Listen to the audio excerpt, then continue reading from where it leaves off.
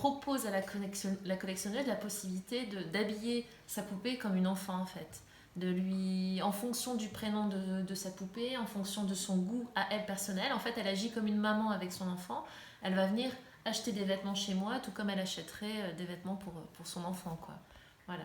Dans une identité de marque qui est la mienne. Et je fais pas beaucoup de sur-mesure, ou quand on me demande du sur-mesure, je propose moi les tissus.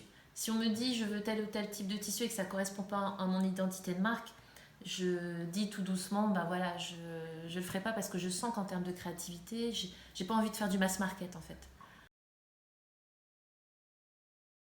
Donc je ne suis pas une collectionneuse, je fais en fait la démarche inverse, c'est que je suis avant tout une créatrice de vêtements et qui va proposer, qui va être au service de la collectionneuse en fait, mais dans un périmètre d'identité de marque qui est le mien. Euh, je vais forcément trouver une cliente parce que mes références parlent, je remarque à pas mal de collectionneuses, parce que justement je parle de Sarah Kay et ça correspond à une génération de collectionneuses. Je vais parler de Martine, ça parle aux françaises. Voilà, mon univers parle. Le Liberty, alors ça c'est dans les tops des ventes. J'aime le Liberty, mais du coup je me dis c'est un incontournable, je dois à chaque fois renouveler mon Liberty. Mon style se dénote de ce qui était habituel dans l'univers de la poupée. Parce qu'en fait, il y avait pas mal de collectionneuses qui proposaient avant tout des vêtements en laine, tricotés ou crochetés, mais toujours un peu dans le même esprit.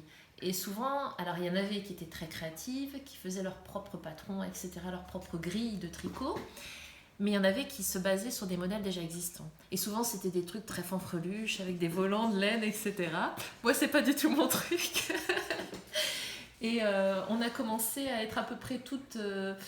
enfin, quelques stylistes comme moi, en fait, ont commencé à se lancer dans le vêtement de poupée et à faire, en fait, en fonction d'une identité de marque, à proposer un style particulier. Et on est quelques-unes à faire ça.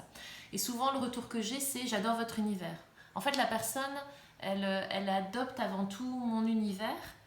Après, elle me fait confiance, elle me passe commande, elle achète les vêtements que je fais. Comme je suis très pointilleuse, quand elle reçoit le vêtement, en règle générale, elle est très contente. Et du coup, elle dit, ah, la qualité est au rendez-vous. D'elle-même, elle dit même, c'est de la haute couture pour poupée.